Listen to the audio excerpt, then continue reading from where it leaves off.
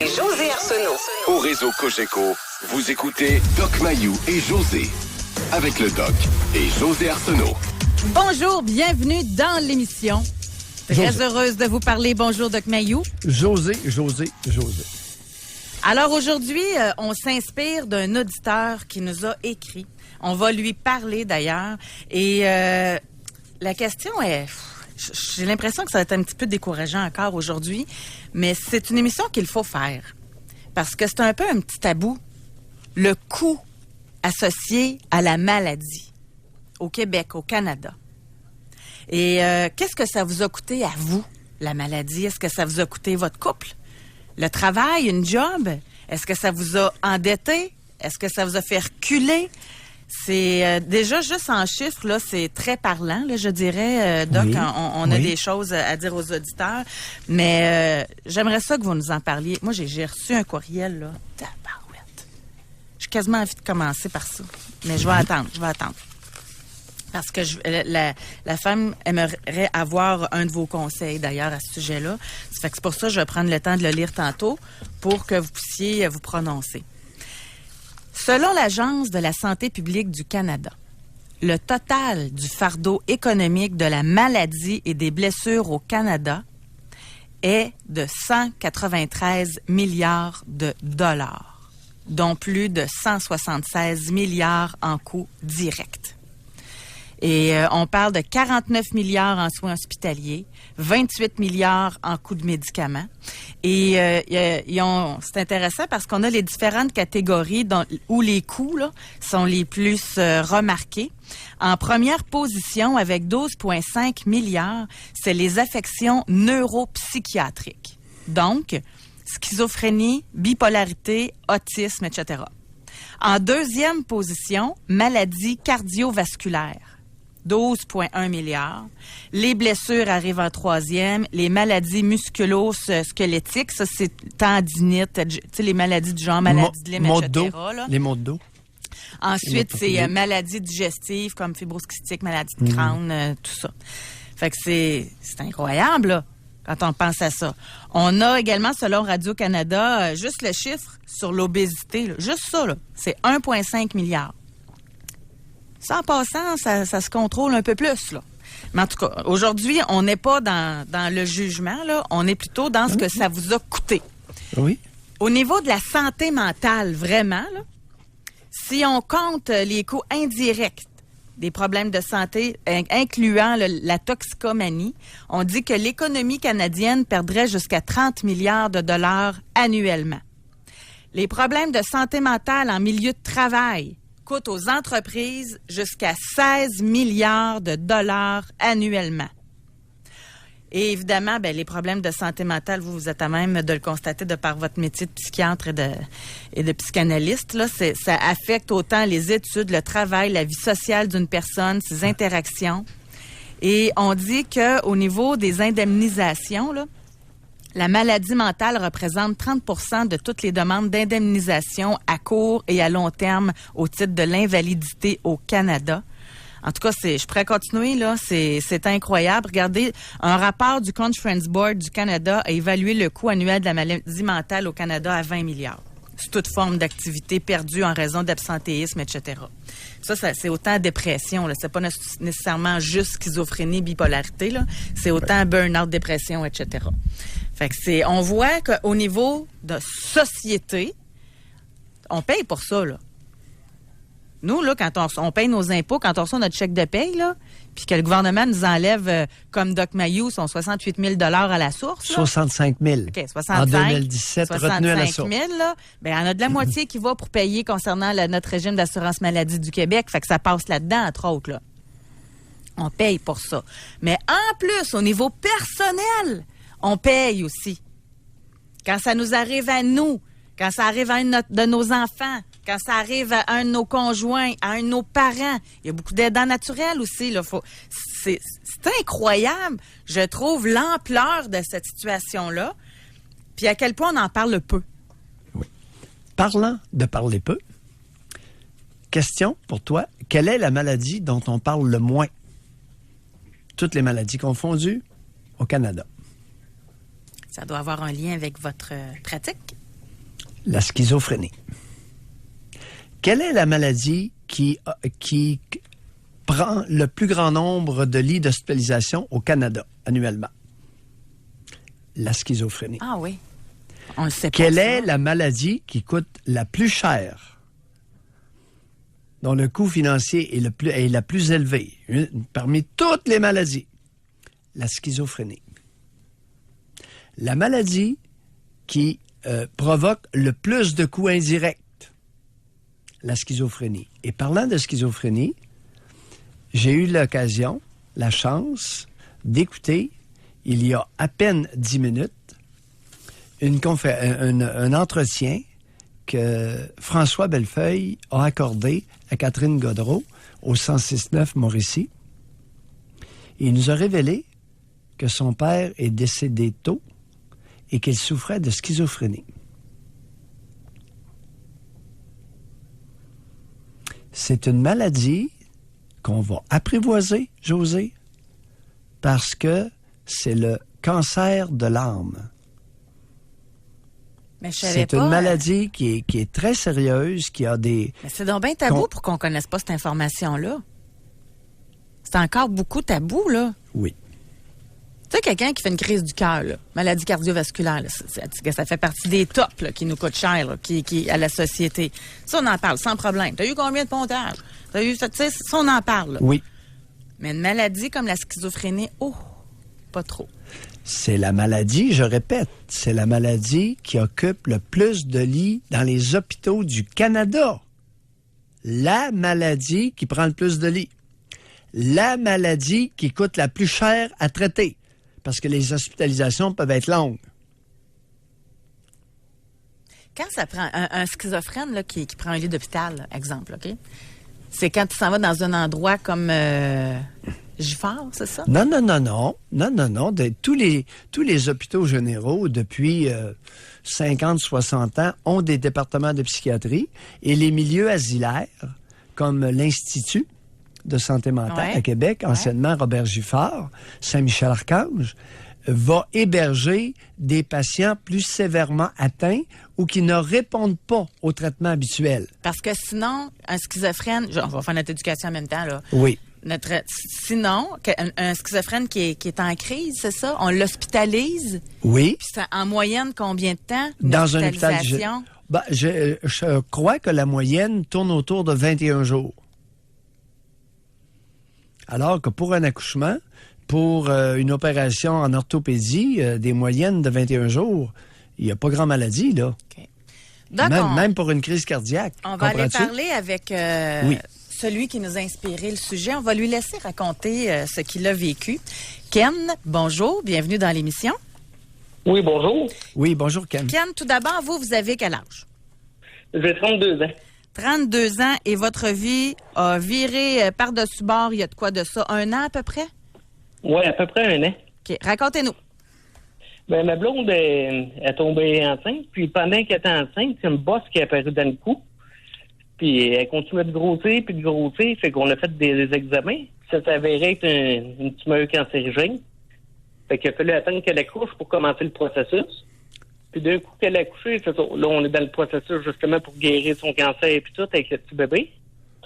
Fait que c'est même que ça a débuté. C'est quoi le cancer exactement, Ken? Hein? Lymphome hodgkinien. Oui. C'est des ganglions. Oui, c'est une maladie des ganglions, ce qu'avait eu Sakou Koivu. Vous vous souvenez? Alors, pour les amateurs de hockey, là, le point de référence, c'est Sakou Koivu.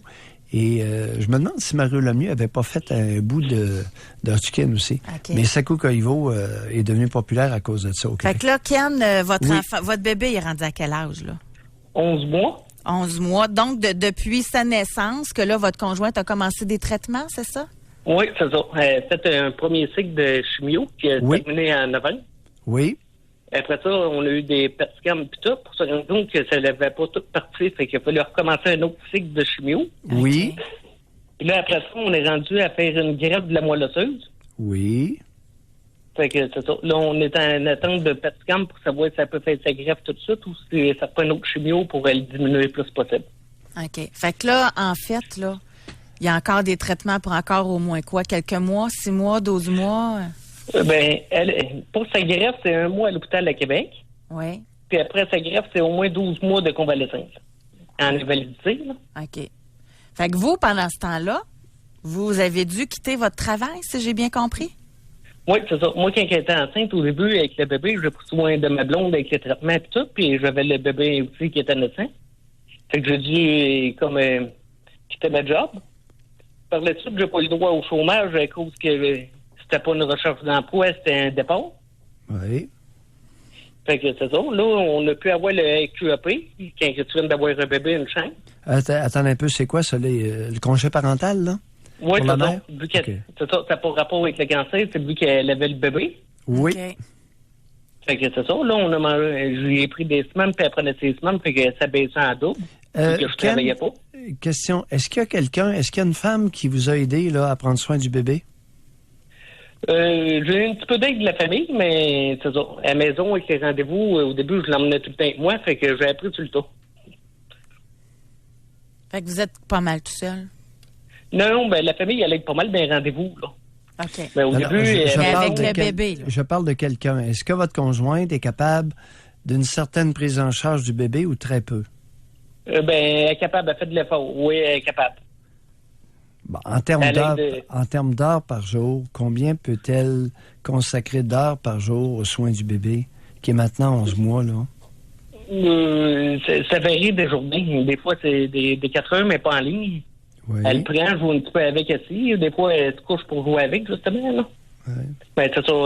Là-dessus, c'est ça. Elle s'en occupe pas mal, là. OK.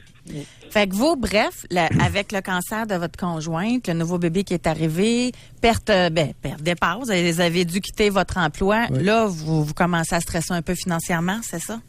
Oui, c'est ça, à cause qu'elle, après ça, elle a eu le droit à son 15 semaines de chômage maladie. Oui. C'est ça. Puis, là, après le 15 semaines de maladie qui est passé depuis un petit bout, j'ai dit, je vais commencer à faire des démarches pour avoir un revenu pour Stéphanie, pour pouvoir avoir une gardienne pour retourner travailler. Puis après mes démarches, j'ai appelé la Régie des rentes du Québec et d'invalidité. Mais vu que c'est une invalidité temporaire, oui. Ils veulent pas payer. On est admissible, mais c'est rien que le mot temporaire qui vient bloquer ça. Fait qu'après ça, j'ai fait d'autres téléphones pour me faire dire qu'on devrait aller sur le bien-être, puis on avait un chalet et tout. Bon, on l'a encore. Ça fait dire qu'on devrait vendre un chalet, garder rien comme maison, puis rien qu'on aille écouler l'argent de ça, d'aller faire une demande de bien-être. OK. Pour avoir droit à l'aide sociale, le bureau d'aide sociale exige que vous vendiez le chalet, c'est ça? Oui, c'est ça. Fait que vous en êtes où dans votre décision? On va essayer, je vais aller retravailler, je vais ramener double. C'est à cause que tu travailles tout le temps pour te payer de quoi, puis là, à cause d'une petite bad luck de même, t'es obligé de recommencer à zéro par après. Fait que, on va travailler encore un petit peu plus dur, là, mais je trouvais ça rien de plate au début, qu'il n'y ait pas plus d'aide. Ça aurait été invalide permanent, on aurait eu le droit à ériger des rangs. Là, pas permanente. Fait que c'est ça, je trouve ça plus. Le chômage 15 semaines, c'est passé avec les rendez-vous.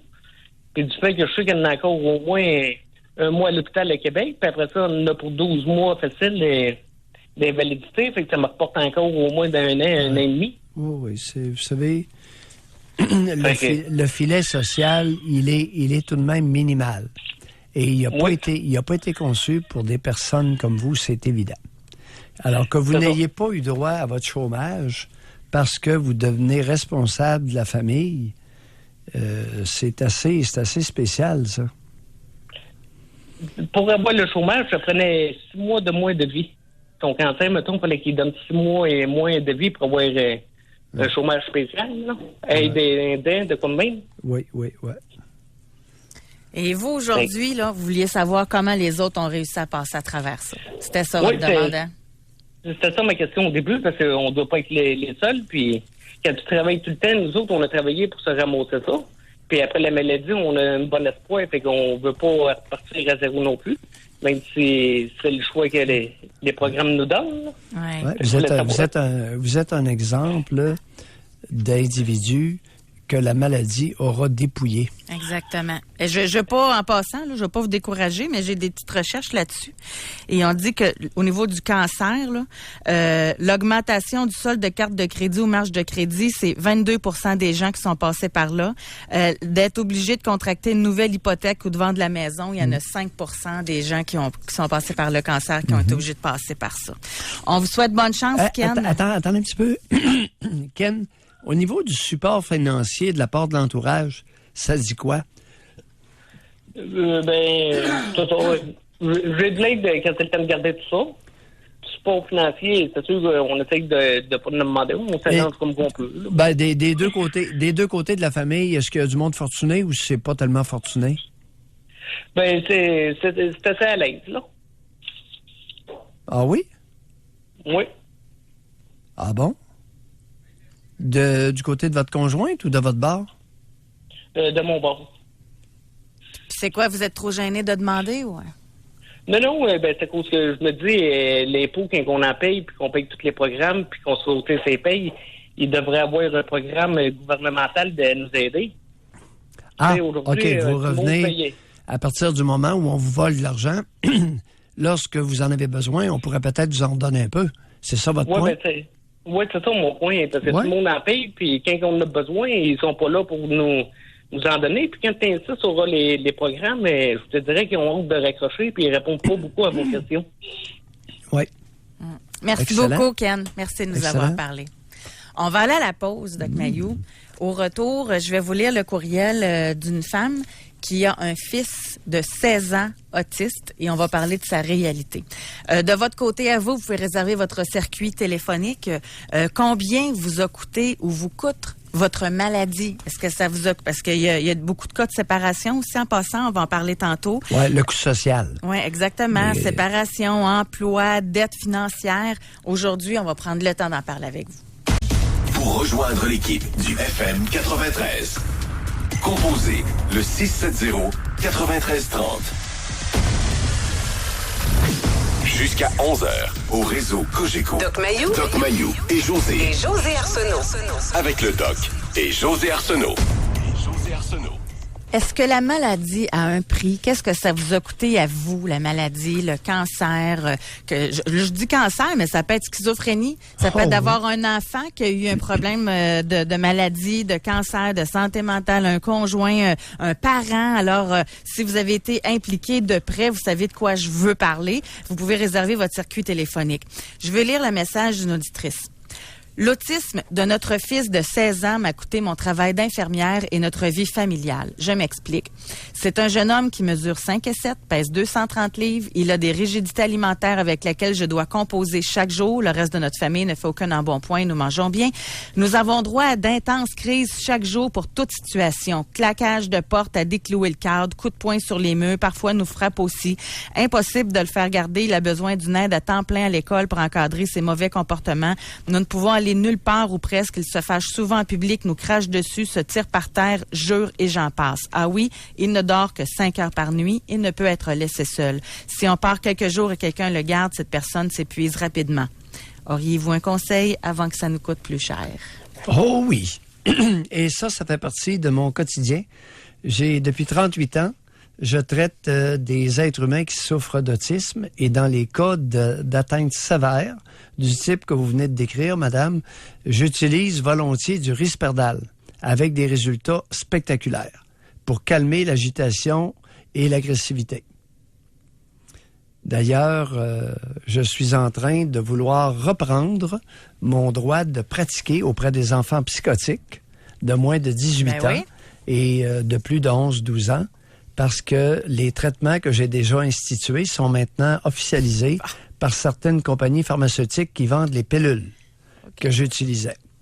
Alors, je prétends que, compte tenu que j'ai été simplement avant-gardiste et que maintenant mes traitements sont confirmés, sont légalement recommandés par les compagnies pharmaceutiques, je vais solliciter le 18 avril prochain le droit de reprendre et de traiter exactement, madame, de préférence, le cas que vous venez de décrire. Fait que première étape, là, c'est rencontre avec votre psychiatre pour ajuster la médication. C'est ça? Eh bien, s'il y a un psychiatre. Et ça prend absolument un psychiatre pour suivre ces cas-là. Et parce que nous avons dans notre arsenal thérapeutique certains antipsychotiques qui donnent des résultats impressionnants. Eu égard, ça ne guérit pas l'autisme, mais eu égard à l'agressivité et l'agitation que tu as décrit, José, Ouais. le Risperdal à dose importante, entre autres entre 6 et 14 mg par jour, donne des résultats spectaculaires. On va poursuivre, Doc. On va parler avec Sophie qui nous appelle de Québec. Bonjour, Sophie. Bonjour. Sophie. C'est drôle, c'est un cas qui ressemble un peu au mien, mais la mienne, c'est une fille, elle a 10 ans.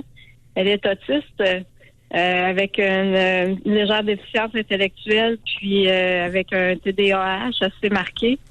On a une confirmation du diagnostic par un psychiatre. Moi, ça fait depuis sa naissance que je me bats justement là, dans le système de santé là, pour avoir un diagnostic. On l'a eu, elle avait 7 ans. Sauf que c'est ça, là, moi j'ai perdu tous mes emplois depuis parce que j'assume toute seule l'éducation presque de cet enfant-là parce que mon conjoint il s'en détache, là, il est pas capable. Disons, notre couple est assez à la dérive là-dessus. Puis c'est ça, les appels constants au travail, les rendez-vous nombreux, les absences. Le matin est complètement désorganisé, donc j'arrive souvent tard, j'ai des crises, donc c'est ma vie est un enfer. Bon, là, c'est ça, là, je suis plus capable de me retrouver de travail actuellement à cause de ça. Là. Alors, dans quelle région vous vivez, Sophie? À Québec. Bon, vous vivez dans la grande région de Québec où il y a minimalement 250-300 psychiatres. N'est-ce pas? Oui, ben là, je suis suivie dans le coin de l'avenue du Sacré-Cœur, là, l'hôpital pédo-psychiatrique, sauf que là, le CRDI, ça fait 2 ans qu'on est sur la liste, puis ils nous disent qu'on est urgent, mais on n'a jamais d'appel. Puis là, ils lui donnent du Seroquel, mais il n'y a pas vraiment de résultat, puis ils veulent pas lui donner justement ce que vous appelez Risperdal parce qu'ils trouvent que c'est un traitement temporaire, puis que ça pourrait lui causer des problèmes, puis la faire engraisser, etc. Puis là, c'est ça, là, du Concerta puis du Stratera là, qui l'aide là, pour sa journée à l'école, parce que sinon, autrement, excusez le terme, là, c'est une poule pas de tête, là. Mais ma fille, là, ce qui arrive, c'est que moi, j'ai une autre fille, puis là, c'est rendu qu'elle s'en prend physiquement à mon autre fille, puis elle l'a même menacée avec des ciseaux et un couteau. Elle s'en prend physiquement à moi, puis là, son père est en train de se détacher de nous parce que son père, il est plus capable, là, il perd patience après, puis là, j'ai peur que c'est rendu qu'il a peur de s'en prendre physiquement à sa fille, fait qu'il fait juste travailler. Puis là, on tire le job Sophie, par les Sophie, bouts. Oui, qui a institué le traitement Seroquel, Concerta et Stratera? le psychiatre. Et à quelle fréquence revoit-il votre fille? Là, on l'a vu une fois par mois, là. Et vous lui faites part de la violence qui augmente de la part de votre fille, ciseaux, couteau. Oui. Que fait-il pour juguler l'agitation? Ben là, il a augmenté le Seroquel, là. À combien?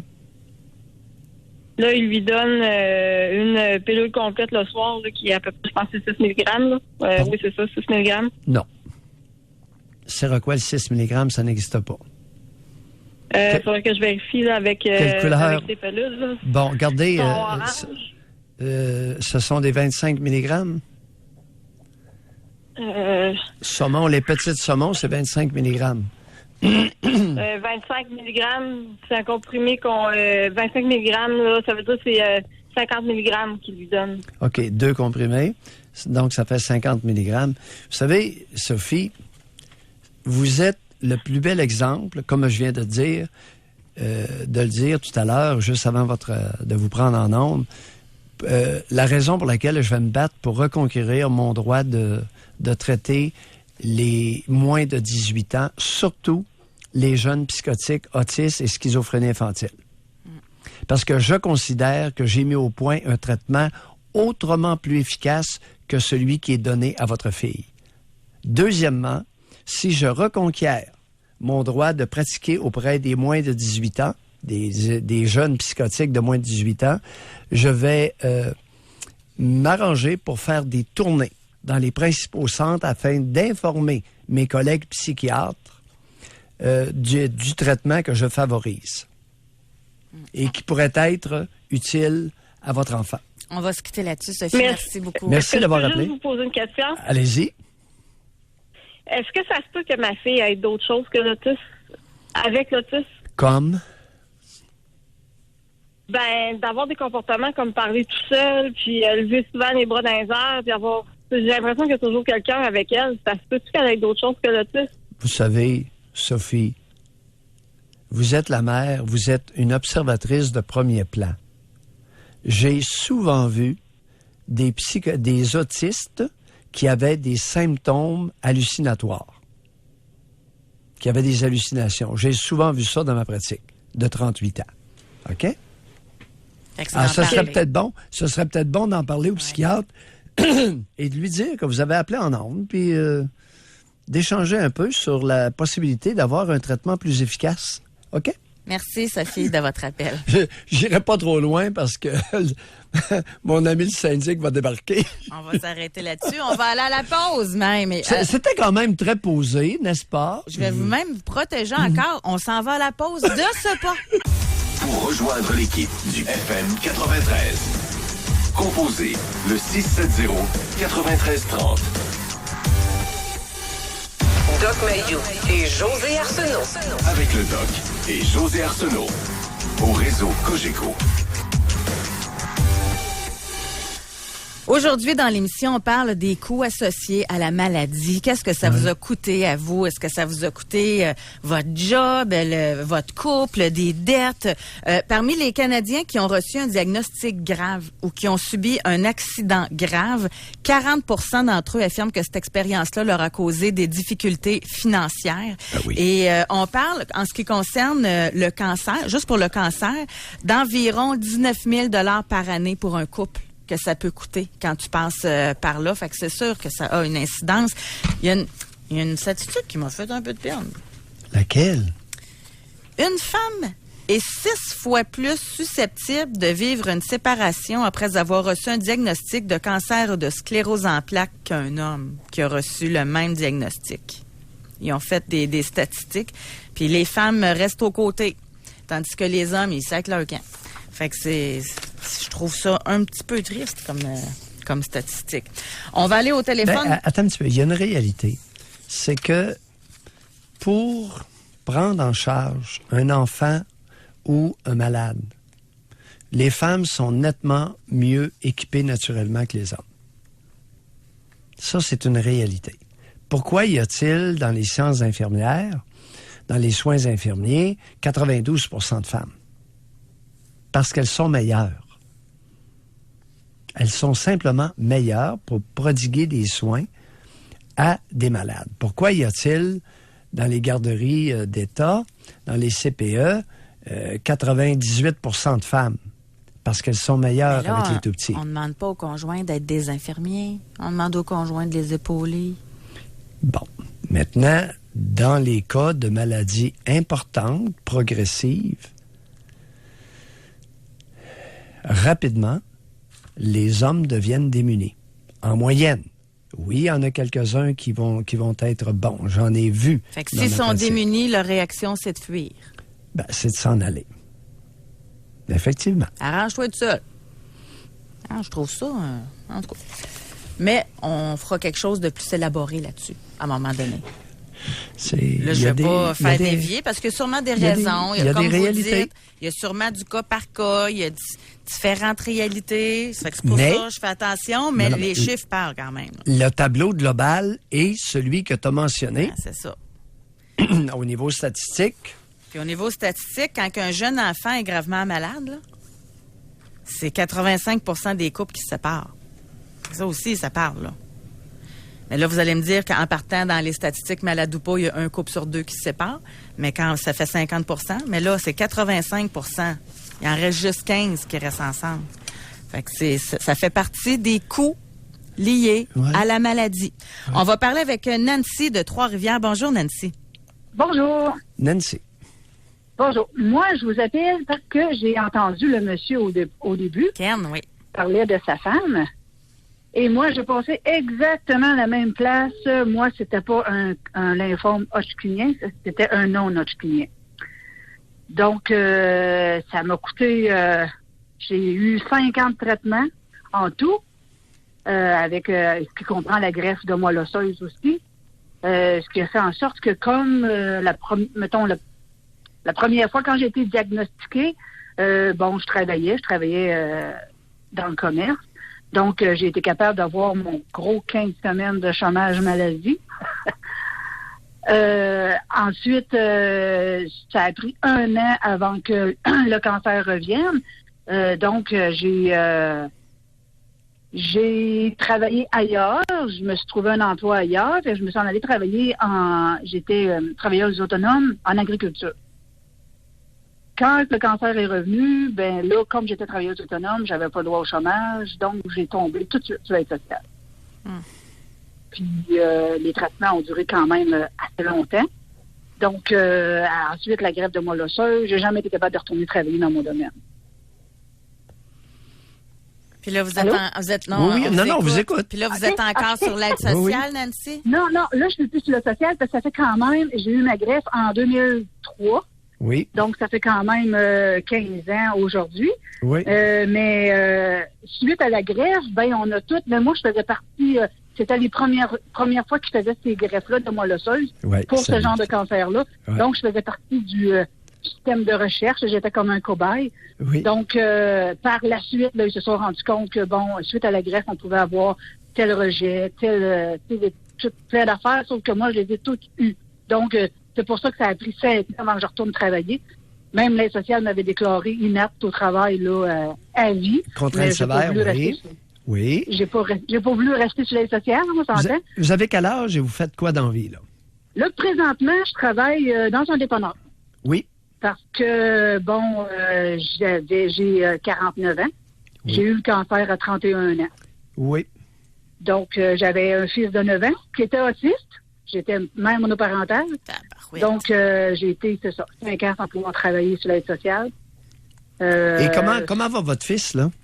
Il va très bien. Mon fils, il a 27 ans. Il est au cégep. C'est un autiste Asperger. Oui, autiste Asperger. Donc, médicamenté ou sans médicaments? Non, sans médicaments. Il a été médicamenté, je vais vous dire, jusqu'à l'âge de 12 ans, parce que l'école demandait tout le temps « As-tu pris sa pilule le matin? » Fait que jusqu'au primaire, je l'ai médicamenté. Après ça, j'ai fait non, là, ça suffit. Il y en avait pas, à mon avis, il n'y en avait pas besoin, puis il n'y en a pas eu besoin. Il est rendu à 27 ans, puis il est toujours pas médicamenté. Bon.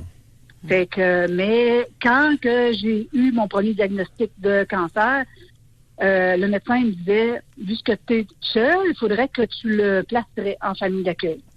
C'est ce que j'ai fait. Il a été placé juste 2 mois parce que là, ça a comme...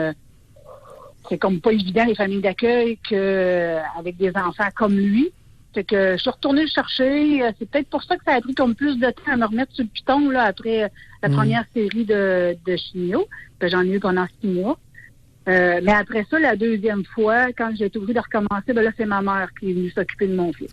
Ce que je trouve déplorable, par exemple, c'est que j'ai pas eu le droit à aucune aide financière. Je me suis retournée vers Société canadienne du cancer, Société québécoise du cancer, pour être capable de... Parce que ma mère, elle a quitté son emploi. Je peux te poser une question avant? Ouais. Oui. Pourquoi que ça a pris autant de temps avant que votre mère lève la main, là? Ben, c'est parce que ma mère, moi, je demeure en Mauricie, ma mère demeurait en Abitibi. Elle avait son emploi, puis les traitements, les premiers traitements, c'était une journée, puis ensuite, j'étais 3 semaines à la maison. Oui. Je me disais, je devrais être pas pire pareil pour me remettre d'aplomb, dans 3 semaines. Tandis que la deuxième suite de traitement, là, c'était 1 semaine à l'hôpital au complet. Ensuite, 2 semaines à la maison, 1 autre semaine. Fait que là, ma mère est venue s'occuper de mon fils, là. Mais vous soulevez un point intéressant. Et je n'ai pas l'habitude d'être pudique là-dessus, Josée. Mm-hmm. Vous avez mentionné que vous aviez demandé de l'aide financière et vous en aviez besoin, de toute évidence. Oui. Auprès de différentes sociétés, organismes. Est-ce que ce ne serait pas des sociétés et des organismes qui font régulièrement des levées de fonds? Oui. pour ça que maintenant, j'en donne plus.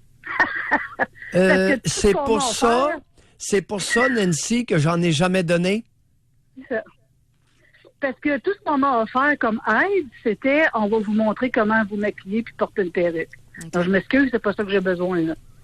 J'ai besoin d'aide financière pour être capable d'aider ma mère aussi, parce que, tu sais, elle avait quand même sa maison, elle quittait son emploi, elle quittait la région, elle quittait tout pour venir s'occuper de mon fils. Donc, j'ai été capable avec le... Ça, s'il y en a une, je m'excuse, là, ça, s'il y en a une, là, vous étiez monoparental, un fils autiste, plus de... Oui. Hein, il me semble s'il y en a une qui aurait eu besoin d'aide, c'est bien vous, là. C'est ça. Hey, merci beaucoup, Nancy, c'est tout le temps Merci qu'on de a. le dire. Oui, merci. Merci de le dire. Ça permet de débusquer un peu d'hypocrisie dans notre charmante société. Hey, je trouve ça terrible, sérieusement. On va aller à la pause, Doc, mais juste avant, je vais lire un courriel. Karine, ma maladie s'est résultée par une faillite personnelle. 1 an d'arrêt de travail parce que je ne marchais plus. Les médicaments contre la douleur coûtaient une fortune, plus de 200 $ par semaine, même avec une assurance invalidité étant seulement 50 % de mon salaire et en ayant des dépenses médicales de près de 1 000 $ par mois. La seule solution, après avoir contracté plus de 10 000 $ de dettes sur les cartes de crédit pour payer les médicaments, j'ai eu d'autres choix que la faillite. Et en ce qui concerne... Mais José, c'est pas supposé être gratuit, les pelules au Québec. Moi, c'est la gratuité que j'aime. Ouais. Hein? 200$ par semaine que ça lui coûtait. On est supposé avoir les pelules gratuites au Québec. Ouais. Elle est rendue où, la gratuité? Et au niveau là, de... Je t'assure, il y a des... Écoute, oui, des incongruités incroyables. Là. Et au niveau des conséquences financières, là, oui. On dit qu'il y a 39 % des gens, évidemment, qui ont dû changer de mode de vie, 28 % qui ont connu une période dépressive, 19 % qui ne pouvaient plus travailler comme avant, 17 % ont abandonné leur emploi, 14 % ont pris une retraite plus hâtive que prévu et 6 % ont dû remettre leur retraite à plus tard. On va à la pause là-dessus. De votre côté à vous, ça a été quoi les conséquences, le coût de votre maladie? Pour rejoindre l'équipe du FM 93, composez le 670-9330. Doc Mayou et José Arsenault. Avec le Doc et José Arsenault. Au réseau Cogeco. Je me demande, Doc, comment aujourd'hui les gens ressentent cette émission-là. Tu sais, parce qu'aujourd'hui, on parle des coûts reliés à la maladie. Moi, j'ai de la colère, premièrement, quand j'entends des gens qui n'ont pas pu... Tu sais, il y en a plein là, qui nous ont écrit « Je donnerai plus jamais à la Société du cancer ».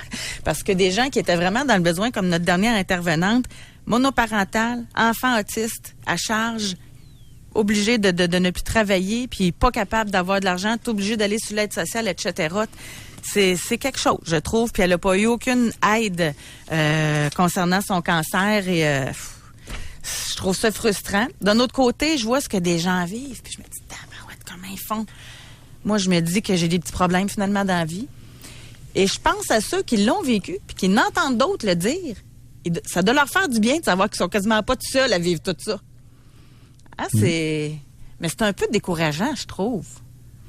Ben, c'est-à-dire que notre système de fonctionnement est perfectible, c'est-à-dire peut être amélioré et ça presse.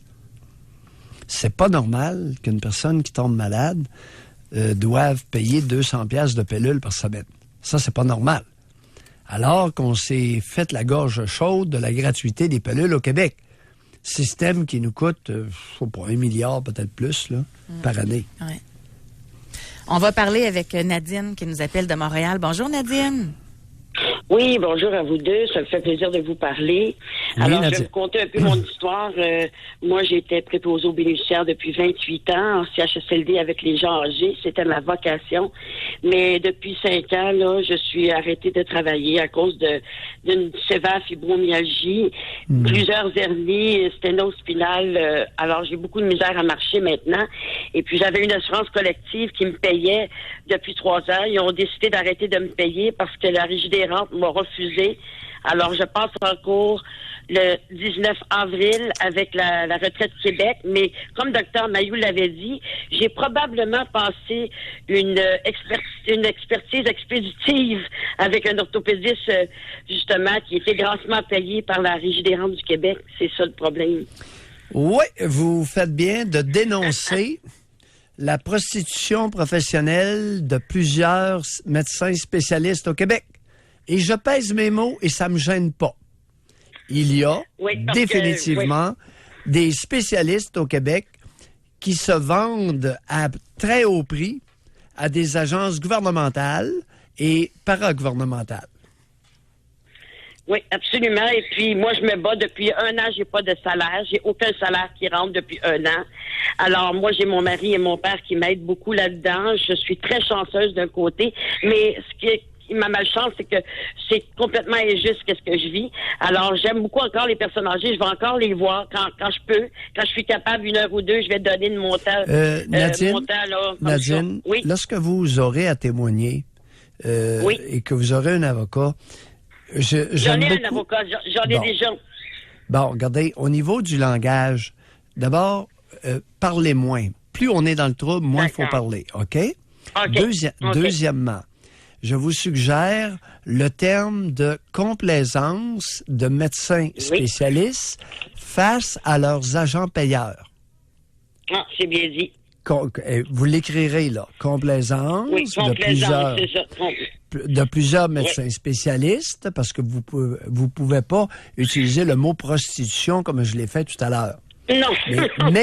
Mais depuis 30 ans, j'utilise le mot, dans certains rapports que je fais, complaisance évidente d'un médecin spécialiste face à son agent payeur. OK? Merci, bonne chance, Nadine. C'est ça. Mais je vous remercie beaucoup. Là, vous êtes bien gentil. Merci. Bye. Histoire d'avoir du langage, José. Ça veut dire quoi, un médecin complaisant? Il peut être payé combien par une grosse compagnie? Ça varie de 700 à 2000, 4000, ça dépend. S'il ne donne pas le verdict que la compagnie veut, il n'y a pas ce montant-là? Oui, il va avoir le montant, mais la compagnie pourrait ne plus lui référer de clients. Alors, c'est une business. Okay. Le domaine des expertises est un domaine très lucratif. OK, moi, je suis une grosse compagnie, puis je ne veux pas payer. Oui. Je sais que le docteur XYZ, lui, il dit toujours ce qu'on veut qu'il dise. Fait que je l'engage. Mais le docteur ABC, lui, il est correct, puis il est souvent du bord du patient. Fait que je le paierai pas. C'est un peu ça, là. Non, tu ne lui référeras plus de cas. Tu ne l'embaucheras plus. Même chez les médecins, il y a de la corruption. Et je l'ai vécu. Je l'ai vécu. À un moment donné, j'étais psychiatre expert, dans les années 80, avant mon accident pour la Régie des Rondes du Québec, qui est maintenant Retraite Québec. Et j'ai jamais calculé le ratio où j'acceptais ou refusais l'invalidité de la personne qui me consultait. Puis après quelques années, ils ne m'ont plus envoyé de cas. Alors, c'est là que vous avez fait vos statistiques? Ah oui. Non, mais... Alors, ils ont comparé avec d'autres psychiatres qui étaient beaucoup plus complaisants. Non, c'est... Et je sais ce que je dis. Alors, c'est pas de la diffamation, là. Je sais ce dont je parle, je l'ai vécu. On a Jamie qui est là, on va lui demander de patienter parce qu'on va prendre le temps de l'écouter au retour de la pause. Lui, il a vraiment tout perdu. On va à la pause et on lui parle. Il répond à notre question. Quel a été le coût de votre maladie? Pour rejoindre l'équipe du FM 93, composez le 670-9330. Doc Mayou et José. Avec Doc Mayou et José Arsenault. Au réseau Cogeco. Quel a été le coût de votre maladie ou quel est le coût de votre maladie? On a eu tantôt Nadine qui nous a parlé et... Il y a un auditeur qui confirme votre point, Doc Mayou, comme quoi il y aurait de la complaisance. C'est de la part de certains médecins spécialistes lorsqu'il est temps de donner un diagnostic. C'est comme ça, complaisance. Effectuer une contre-expertise ou une expertise sur quelqu'un qui est indemnisé par un organisme gouvernemental ou paragouvernemental comme CSST, Retraite Québec, il y en a un qui SAQ. confirme. Il dit, je suis ergothérapeute et ce que Doc Mayou décrit s'applique très bien à notre réalité. C'est pourquoi je ne travaillerai plus jamais au privé. Les clients sont davantage les employeurs, la SAC ou la CNSST qui souhaitent payer le moins possible. On va parler maintenant avec Jimmy. Bonjour, Jimmy. Salut, José. Bonjour, Docteur Mayou. Jimmy. Écoutez, moi, ça a déboulé très, très, très rapidement parce que j'étais dans une condition de santé qui, depuis un an, était chancelante. J'étais rendu que je marchais avec une canne et puis mon médecin de famille voulait pas me référer à un spécialiste. Ce qui fait que en juillet, je me suis comme très choqué. Et là, j'ai dit, je veux voir un neurologue. Je pense que j'ai une maladie neurologique. Alors, finalement, en juillet, j'ai vu un neurologue. Le mardi, le jeudi, le neurologue m'a rappelé pour me dire, écoutez, j'ai pris un rendez-vous avec le neurochirurgien lundi matin. Le lundi matin, je me présente pour rencontrer le neurochirurgien. Il m'avait fait passer un IRM. Il me dit, vous avez une sténose spinale C5, C6. Je vous opère lundi matin. Ça pressait. Une semaine après, là. Alors là, t'as pas le temps trop de réfléchir, on t'opère, là ils font l'opération. La première opération, ils ont enlevé la sténose, ils ont enlevé 2 vertèbres, ils ont mis une plaque de titanium. Ensuite, j'ai été réveillé. Une semaine après, ils m'ont réopéré encore une deuxième fois pour décompresser les vertèbres C1 et C7. Et là, après, je suis parti à l'IRDPQ pour la réhabilitation. Et on m'avait dit, en décembre, vous allez sortir, tout va aller bien. En décembre, j'ai commencé à marcher et je suis sorti. En février, le 14 février qui a suivi, là, je suis rentré à l'urgence, en ambulance. On savait pas ce que j'avais. Les reins marchaient plus, le foie marchait plus, le pancréas marchait plus, les poumons marchaient plus, le cœur marchait plus. Je suis tombé dans le coma. Ils m'ont posé un pacemaker pendant que j'étais dans le coma. J'ai été 9 semaines à l'hôpital. Ensuite de ça, ils m'ont retourné à IRDPQ pour la réhabilitation et je suis sorti en juin. Résultat, aujourd'hui, après, parce que je suis sorti en juin l'an dernier, en fait, j'ai perdu ma mobilité parce que je marche encore avec une canne. Je dois faire 1,5 km par jour de marche, 2 heures d'exercice, 3 fois de gym semaine. Je prends à peu près 38 pilules par jour. C'est à peu près ma moyenne. J'ai dû faire le deuil de plus conduire, plus travailler. Heureusement, j'avais une bonne assurance salaire. J'ai pas eu à me battre au niveau financier. Mais encore là, les médicaments, je paie quand même 400 $ par mois là, parce qu'il faut que j'assume le 20% des médicaments que je prends. Je peux pas tomber sur le régime public.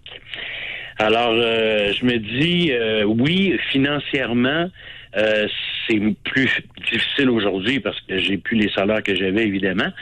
Sauf que je me dis, c'est pas vraiment important, ça. C'est l'entourage qui compte. Et je peux vous dire que quand ça nous arrive, c'est là qu'on voit les personnes importantes dans nos vies.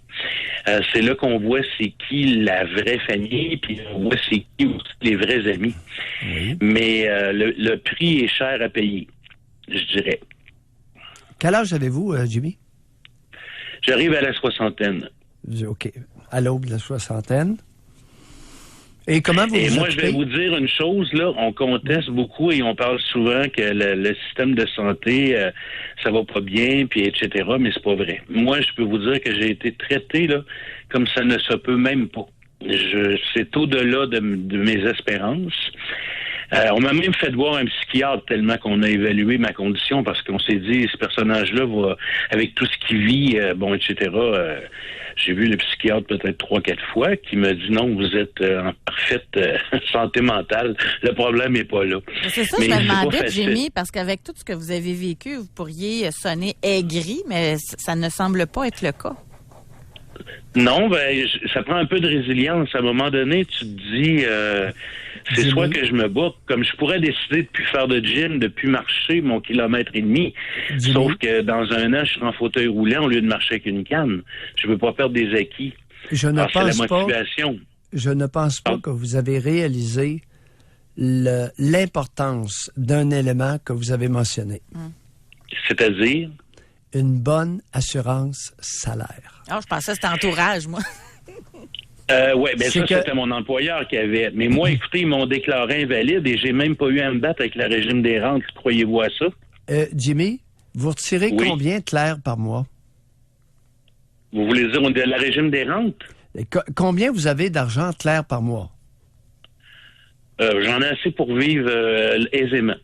Combien vous avez, Claire, par mois? Les auditeurs sont intéressés. Il ne veut peut-être pas que l'entourage de Oui, Québec mais moi, le je suis sache. peut-être pas intéressé à vous le dire. C'est ça l'affaire. Ah, ben, vois-tu? En tout cas, vous êtes quand il y a un aisé. élément important, parce que, Jimmy, la bonne assurance salaire permet de conserver des meilleurs liens avec l'entourage. Saviez-vous ça?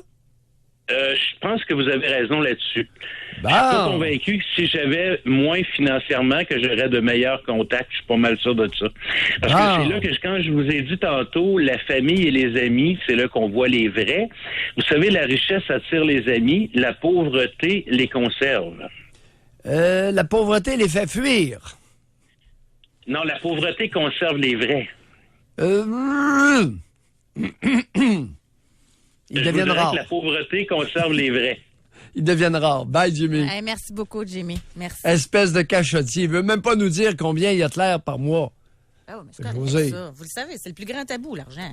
On va y laisser ça. Il reste ça, là. Il n'y a plus d'auto, il n'y a plus de travail. Il a perdu sa santé. On va toujours bien laisser ce sacré-là, Colin. Bon, alors, morale de l'histoire, chers amis, dès que vous avez le moyen, un moyen quelconque et que vous travaillez, vous vous dotez d'une assurance salaire.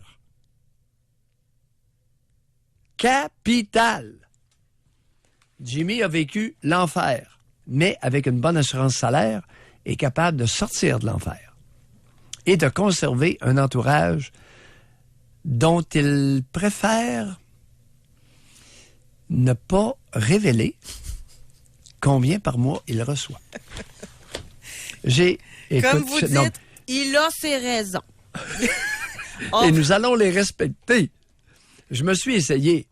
Ouais. Non, je suis habitué avec mes patients. Puis souvent, là, même dans mon bureau, là, le patient me regarde. Je me demande combien tu retires net par mois, Claire, net par mois.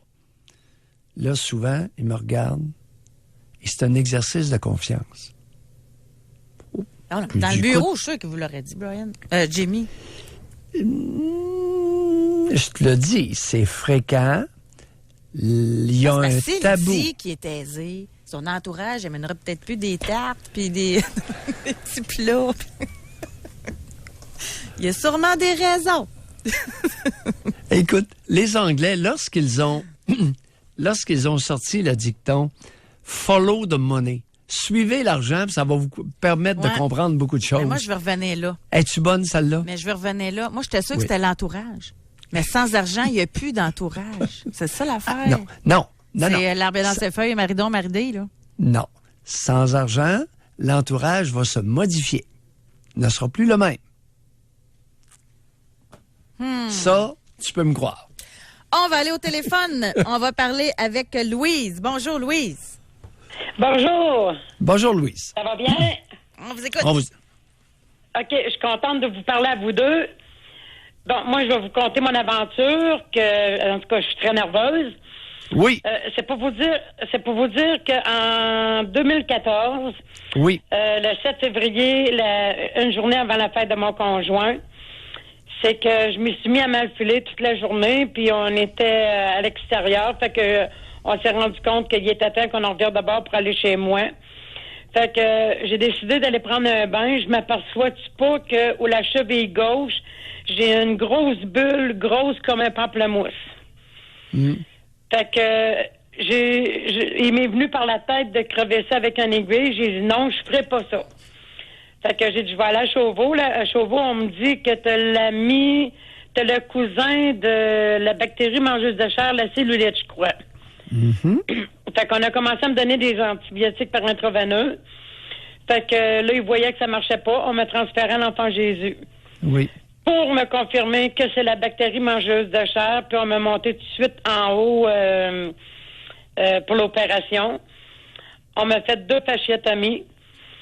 Puis, ce qui va être dur à vous dire, Dr Mayou, je suis fière de l'avoir fait, c'est qu'ils ont fait une grosse barre en dessous de l'os du genou. Ça montait. Ils m'ont dit, elle, après la 2e fasciectomie, si ça dépasse, elle s'en sort pas. Elle a 36 heures pour savoir si ça va survivre. Fait que j'ai été bénie, j'ai pas fait de fièvre. C'est ça qui m'a sauvée. Sauf que moi, je ne tolère aucun médicament de narcotique par Péros. Attends un peu, Louise. Là, votre jambe, là, il arrive quoi?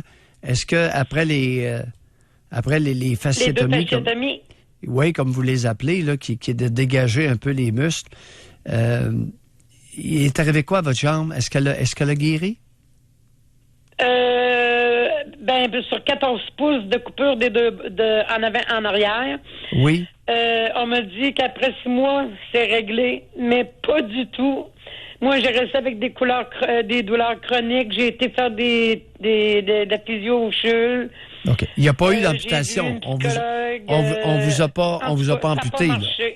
On vous a pas amputé, là, Louise. On vous a sauvé votre... Non.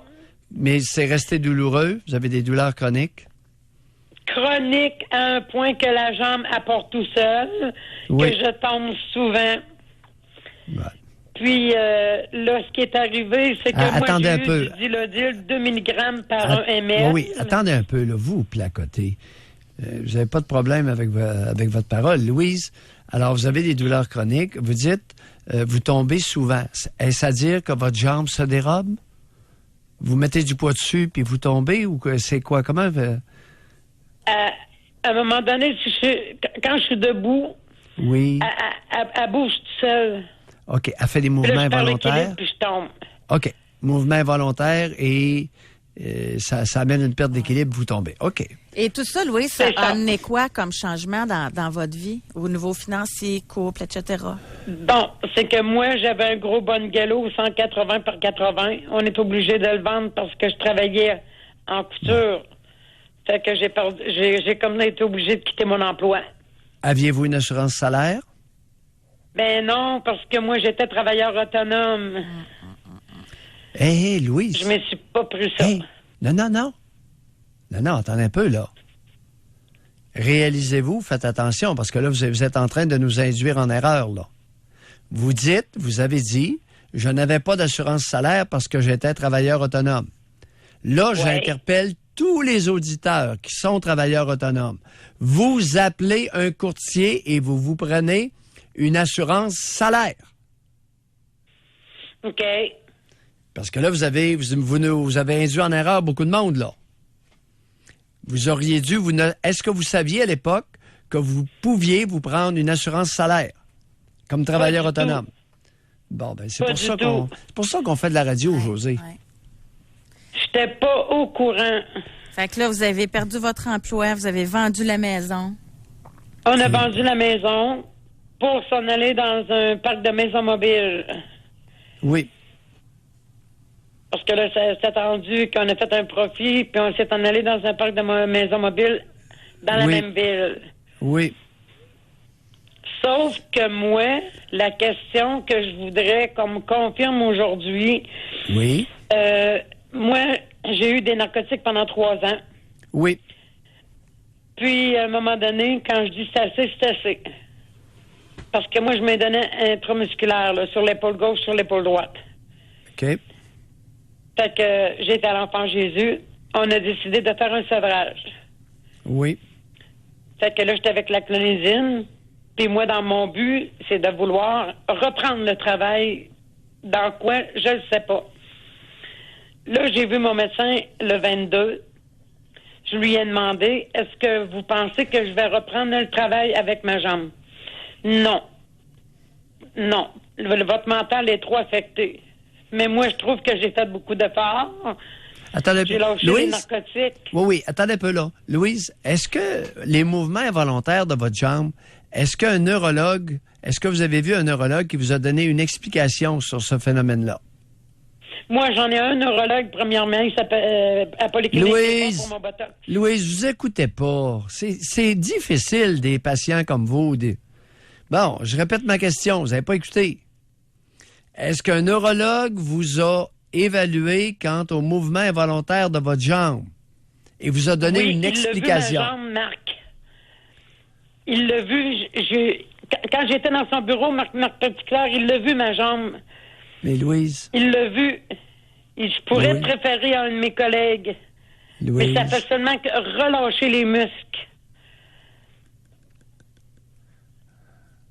C'était quoi ma question? Mais le résultat, à combien de pourcentage, on ne sait pas. Il y a une chose, Louise, là, que je constate souvent dans mon bureau. C'est qu'il y a beaucoup de personnes en détresse qui ne manquent jamais une occasion de se ventiler. Ce faisant, ils n'écoutent rien. Ça, là, c'est un sapré défaut qu'ont beaucoup de personnes souffrantes. Et ils se tirent dans le pied en n'écoutant pas. C'est bien beau, la ventilation. On encourage tout le monde à ventiler. Mais pendant que tu parles, t'écoutes pas. En tout cas. On va vous souhaiter bonne chance, Louise. Faites attention. Quand on est dans le trouble, la ventilation, mais dosée. Tu sais, parler, tu le remarques avec les auditeurs qui nous appellent, là. Il y en a qui sont en détresse. Ils parlent. Ils font la même chose dans mon bureau. À un moment donné, après 20 minutes, là, je leur dis, t'es mort. On va aller où avec ça?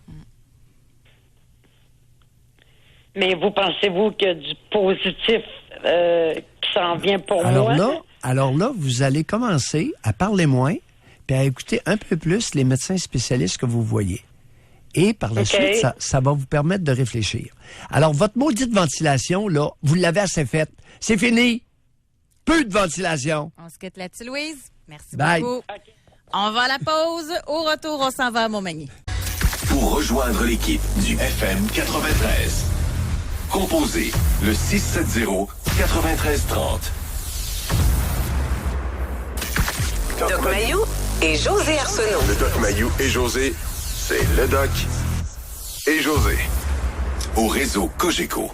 Alors, pour conclure cette émission sur les coûts reliés à votre maladie, on s'en va à Montmagny parler avec Francis. Bonjour. Bonjour. Francis. Oui, regardez, tantôt, je vous écoutais parler, M. Mayou, de prendre une assurance. Moi, j'étais travailleur autonome, j'avais un petit garage dans le coin de Montmagny, puis je faisais 85 heures par semaine. Ça faisait 4 ans et demi. Puis, à un moment donné, ça m'a rattrapé de la santé. Moi, j'avais une assurance pour mon garage, j'étais blindé. Moi, je m'assure tout le temps. Si je m'en vais en voyage, je prends une assurance de la Croix Bleue tout le temps. Je suis toujours assuré. Puis j'avais une assurance qui me coûtait 254 pièces par mois. J'étais bien assuré par Desjardins. Puis là, j'arrive au mois de septembre, je fais un début d'infarctus. Je travaillais tellement, je faisais du bois de poêle, je restais avec mon père qui était âgé, puis j'en avais beaucoup à faire. Puis mon entreprise, c'est moi que je renais ça tout seul. Puis il y a quelqu'un qui m'aidait pour la comptabilité, sauf que tu sais, c'est tout moi qui faisais. Oui. Puis des fois, j'engageais un employé. Puis là, à un moment donné, c'est mon employé et mon père qui m'ont dit « Hey, viens-t'en, t'es blind. » Je tombais sur mon coffre, puis il m'a ramassé dans le char. J'étais arrivé à l'hôpital, il dit « Tu fais un début d'infarctus. » Oui. Fait que là, j'ai dit « C'est correct. » Fait que là, j'ai dit « Moi, mais là, j'ai dit « M'arrêtez-vous, moi. » Mais là, il dit « Va falloir que vous en faisiez moins. » J'ai expliqué comment que je travaillais. « Va falloir que vous en faisiez moins. » Il m'a demandé, avez-vous une assurance? J'ai dit, j'ai une assurance privée, une assurance comme ça. Il m'a envoyé chez nous avec des activants pour me calmer, puis c'est tout. Un mois après, j'ai fait une péricardite. Ils m'ont dit la même maudite affaire à Montmagny. Puis un mois après, j'ai écrasé dans le cadre de porte de mon char, j'ai fait une crise de nerfs, je tremblais épouvantable. Puis là, le médecin, il est venu, il s'est assis sur mon lit, il m'a mis la main sur la jambe, il m'a dit, écoute, mon homme, il dit, regarde, là, sur le dossier, dans 3 mois, là, il dit, si t'arrêtes pas, tu changes pas de vie, il dit, la dernière chose que tu vas voir, c'est le plancher de ton garage. J'ai dit, ouais, mais c'est bien beau. Moi, je renais, j'étais même pas là, capable d'avoir de marge de crédit, je renais avec des cartes, je me courais après la queue, c'était fou raide, fallait pas que j'arrête. Oui. Fait que là, j'ai dit, qu'est-ce que je fais? J'ai réussi à vendre ma compagnie, mais il y a pas j'ai été voir mon médecin traitant.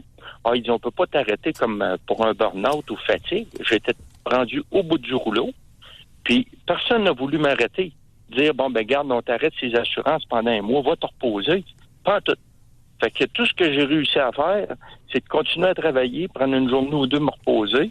Francis. Continuer à travailler, puis j'ai vendu ma compagnie. Francis. Oui. Si on veut que notre système roule, ça prend une couple de slaves comme vous, puis comme moi. Ouais. Mais vos assurances là, que vous avez payées là, pendant un bon bout de temps, là, vous n'avez jamais réussi à en avoir une scène. Non, les médecins de famille n'ont pas voulu le déclarer invalide de façon temporaire. Ça leur enlève quoi, eux autres, les médecins, de le déclarer ou pas? Du trouble. Non, c'est parce que ça prend du temps. Oui, mais Francis... Il y a des contre-expertises, puis là, il y a des contestations de l'assurance, puis ils veulent pas se remplir des rapports. Voilà. Ils t'envoient le chevaux à coup de pied dans le cul. Puis moi, j'ai vendu ça, j'ai retourné travailler. Là, vous savez-vous une chose? J'ai dit, même avec la santé que j'avais, là, j'ai été retourné pour mon ancien employeur. Je suis venu fou raide, moi, travailler 40 heures. J'ai tombé dans la boisson puis la toxicomanie. Je suis venu fou raide parce que c'est comme si je sortais d'une tranchée. Je n'étais pas traumatique. Moi, travailler 40 heures, je connaissais pas ça. Non, Francis... Puis là, j'ai tout lâché ça. Francis, OK. Hey, Oui. Louise! Sors de ce corps! Pardon? Oui, non, mais je vous taquine, Francis, mais José était moi. Tu vois, José, ça, c'est mon quotidien. Ah oui. On met 25 cents dans ces patients-là, puis le guibou marche, là, sans arrêt. Alors... C'est une crédit carpette. Aïe. Ouais, Francis, c'est que c'est bon que vous le disiez. Alors, il y a beaucoup de médecins, de médecine générale, qui ne veulent pas s'empêtrer dans le remplissage de formulaires d'invalidité parce que les compagnies d'assurance ont découvert que si on les écœure, les médecins de famille, on paralyse leur cabinet. On paralyse le fonctionnement de leur cabinet, José. Fait que ça marche. Fait que les médecins, il y a mieux ne pas remplir ces documents-là. Non. Puis crève. Le type a pris une assurance. Il a besoin d'un break. Non. Lui, crève, alors, en conclusion, Francis, en quelques mots, ça va-tu bien aujourd'hui? Moi, savez-vous ce que j'ai fait? J'ai lâché ma job. Je travaille dans une cabane à sucre. Je marche à peu près 20-25 km par jour avec un pack-sac sur le dos. Je suis heureux. Je me suis aperçu que l'endorphine puis faire du sport, c'est ce qu'il y a de mieux pour la tête. C'est bon. Moi, merci beaucoup. En quelques mots, c'est ça. Imaginez quand on vous donne du lousse. Oui, c'est dangereux. Merci. Salut, Francis. Merci, Francis. C'est ce qui complète notre émission. On a des auditeurs sympathiques et attachants. Ben oui, des placoteux en plus. Ça tombe bien, on fait de la radio. Merci beaucoup, Alex. Merci beaucoup, Olivier. Et à vous également d'avoir participé à cette émission. Alors, retournez avec vos patients puis qui vont les ventiler après-midi dans votre bureau. Bye bye, Doc, à demain. Bye.